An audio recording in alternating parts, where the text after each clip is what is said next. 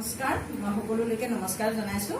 মই আকৌ আপোনালোকৰ মাজলৈ আহিছোঁ নতুনকৈ এটা ছেট বনাই। আকৌ সকলোৱে কমেণ্ট কৰিছিলে যে আপুনি কেনেকুৱা ছেট বনাইছে আৰু যদি ছেট বনাইছে দেখাবচোন। মই সেইটো হিচাপত আকৌ এটা ছেট বনালোঁ।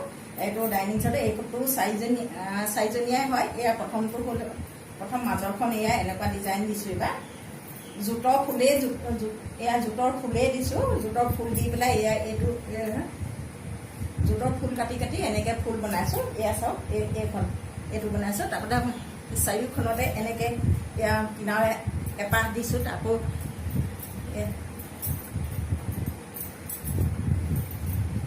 চাৰিওখনতে এনেকৈ কিনাৰে এপাহ ফুল দিছোঁ। দেখিবলৈ ভালেই লাগে, বহুত সুন্দৰ লাগিছে।